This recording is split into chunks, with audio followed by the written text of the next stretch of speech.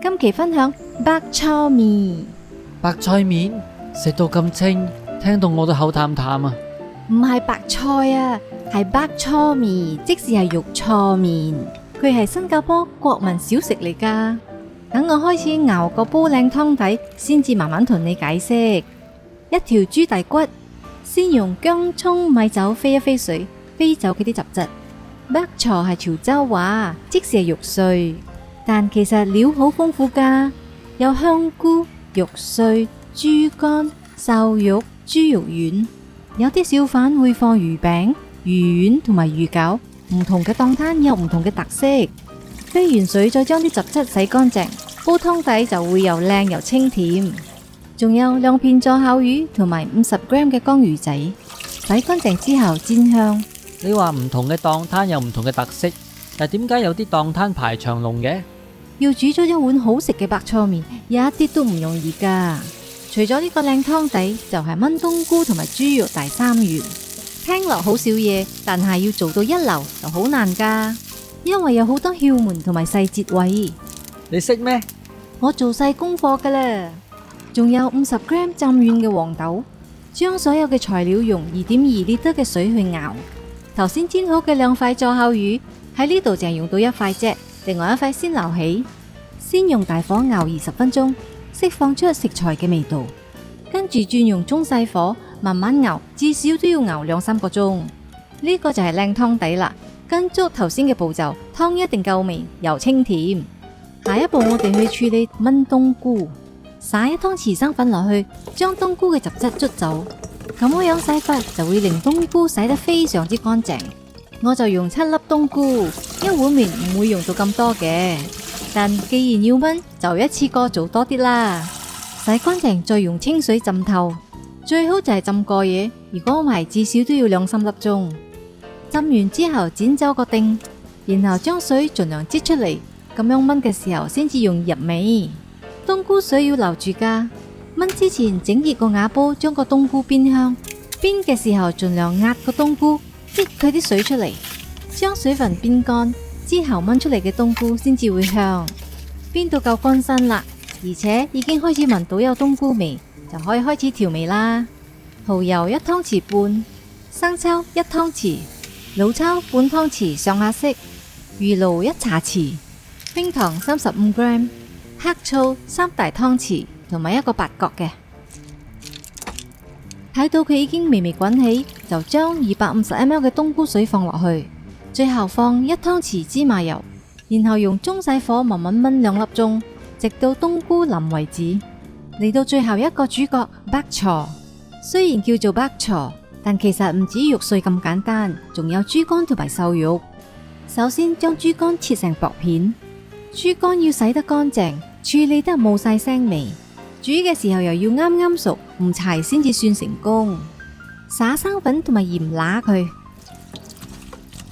重複洗佢幾次，直到水變乾淨為止。睇到水已經夠乾淨啦，灑1湯匙生粉落去，醃下佢，令佢更滑。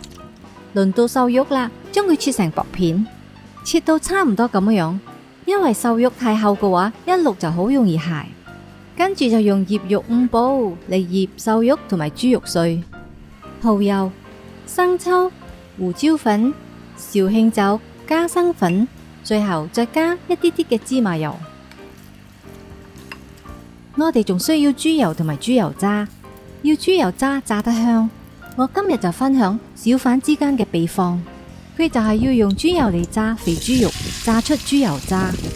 一般嘅方法係乾煎啲肥豬肉，慢慢逼啲豬油出嚟，但呢個小販嘅方法係用豬油嚟直接炸肥豬肉，咁樣能令肥豬肉更快達到高溫，炸出嚟嘅豬油渣特別脆同埋香噶。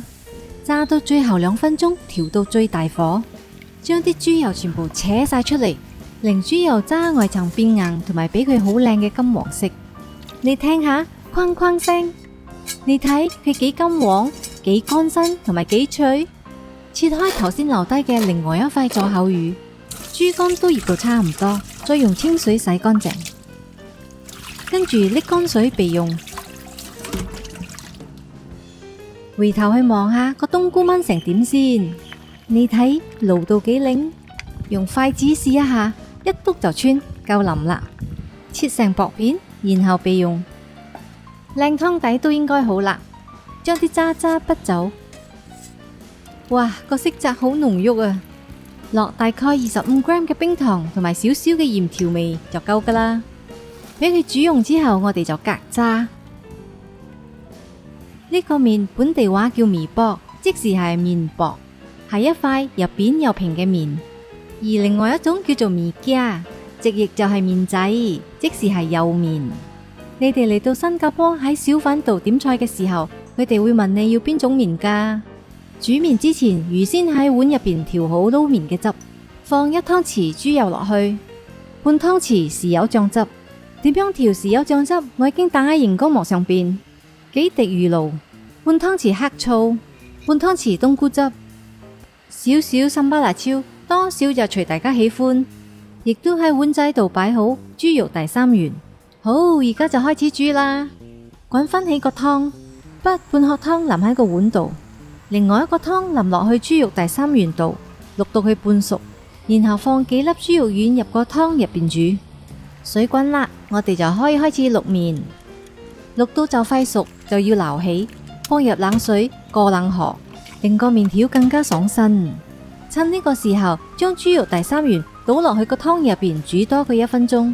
過咗冷河之後，再烚一下。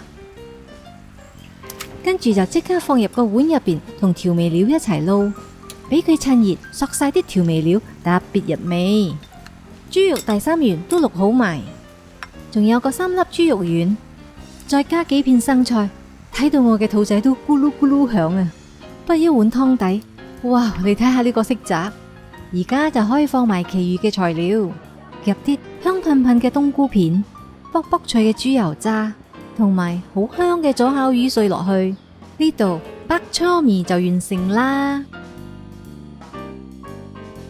我經常分享南洋餸菜 ，subscribe 我 Go Job 6，一有新影片就會通知你噶啦。咁我們就下期再見，拜拜。